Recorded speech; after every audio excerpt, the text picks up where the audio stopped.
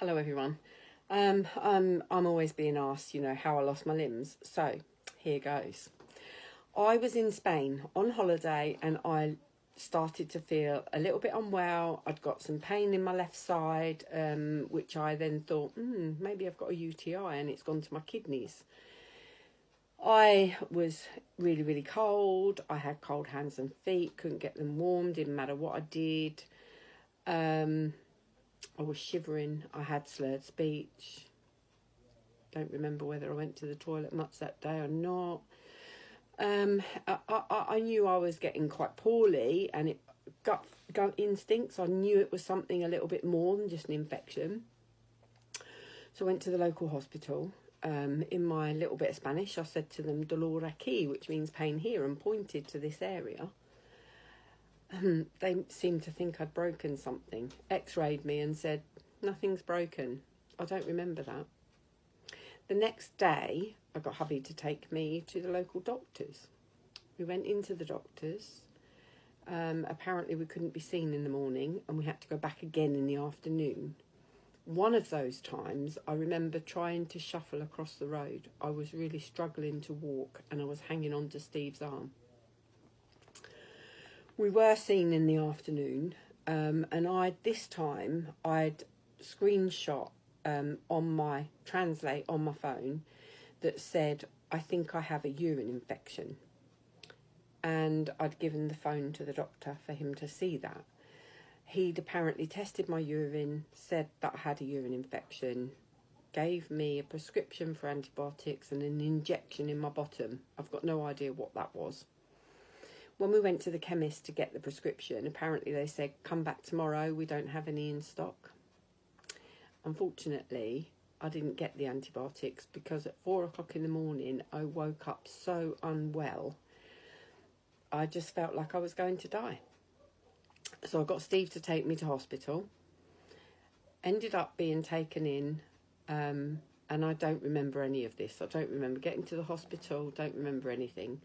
Apparently someone was asking me questions, and then a couple of hours later, he was given a bag with my clothes and my jewellery and said, she won't be needing these, she could die. So he's thinking he's taking me to hospital, I'll get some antibiotics and come home and I'll be fine. And there I am, being put into an induced coma. So he's in a foreign country, doesn't speak the language, hasn't got a clue what's going on, and he doesn't know. He really hasn't got a clue what's going on. He went home, he phoned my family. My mum and my daughters got a flight out, and my sister. And yeah, they came to visit me the next afternoon when they could. They came in the morning, but in the morning you're not allowed in the room. In the afternoon when they came in the room, they pulled the sheet back to hold my hand, and my hands had already turned purple. So they knew at that point I was going to lose my hands. I ended up being flown back to the UK after 6 weeks of being in a coma. The air ambulance came through my travel insurance, and they said, if I don't get her out of here today, she'll be dead. He said, I'm going to take her life into my hands. He said, and it's very dangerous taking her up in the air and bringing her back down again, but I will take her life into my hands and I will deliver her safely back in the UK, which he did. My girls were then told by Milton Keynes when they received me that I had black digits. They were shocked when they saw the state of me. Spain had told them that I had black digits. That's fingers and toes. My arms were black up here. They thought they were going to have to amputate my right arm right up near my elbow. Luckily they didn't. They managed to do what they call debridal, which is basically stripping that black skin off. I lost my legs above the knee, so my legs are very short now, and I lost my hands. I was woken after 3 weeks being back in the UK, so that's 6 weeks in a coma. It then took me apparently 3 weeks to actually wake up from the coma. I think I was enjoying the sleep. Then went to Bedford to have the amputations. Spent 3 months in Bedford, well, just over 3 months, I think, in Bedford recovering. Once I was healed, I then went to Roehampton in London to have physio, to learn how to sit up and how to move again. Literally my mind was blank and my muscles had gone and I had no idea. It took a while to engage the brain with the hip to move it, you know, to actually lift up. I kind of would just go like that a bit and I didn't know how, and it took a while for that to kind of engage that, oh, I need to do that and move, you know.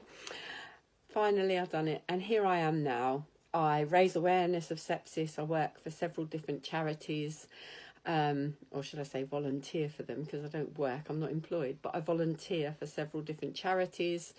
I work out in the community raising awareness. I do such a lot trying to help save other people's lives. If you don't know the symptoms of sepsis, please watch out. If you've got any infection at all, watch out for these symptoms, because if you start getting them with an infection, even if you're on antibiotics, you need IV antibiotics and you need to get to hospital urgently. And I can't stress that enough. So watch out for slurred speech and confusion, extreme shivering and muscle pain, passing little or no urine in a day, severe breathlessness. It feels like you're going to die. Skin can be discoloured or mottled. You can also have very cold hands and feet or skin. Just be aware of that. You can have a temperature, high or low. Some people have reported that they've had vomiting, and some people have reported that they'd had diarrhea with the shivering. So, you know, there's lots of different things, but if you feel extremely unwell and you've got an infection and you get any of these symptoms, get to A&E, and I can't stress that enough. Take care, keep safe, keep your family safe. Thanks for listening.